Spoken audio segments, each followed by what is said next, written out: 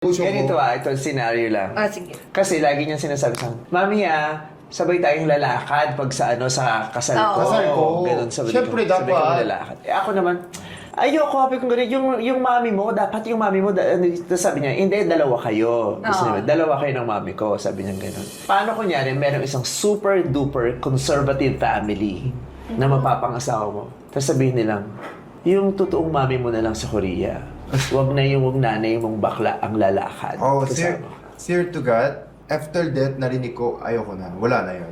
Kahit sila, kahit galit ako. Huwag ako. Hindi pwede yun. Nanay kita, mami. Kasi, actually, mahal na, parehas ko kayo mahal na nanay ko. Pero, mas maraming beses kita kasama. At, sobra ako mabuting tao dahil sa'yo. Dahil stricto mo. Kasi, marami nag-o-advise sa akin sa harap ng camera. Pero, ikaw lang nag-o-advise sa akin behind the camera. Sa totoong life ko lahat. Kaya, kung may sinabi sa'yo ganun, kasi sobrang mahal ko, hindi na. Hindi ko kaya kasi wala, hindi ako papaya.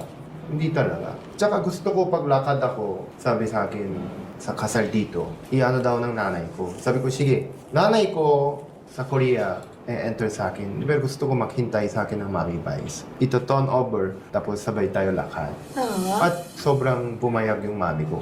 Nanay ko. Kasi nung una sabi ko, ayoko. Kasi lalo nung kung Christian yung family. Sabi ko, ayokong may marinig ka pa. Baka hindi sila open sa akin, sa idea na yung nanay-nanayan nung groom, bakla. Tapos sabi ko, wag na. Sabi ko ganun. Kasi ayoko, baka ikapahiya mo pa.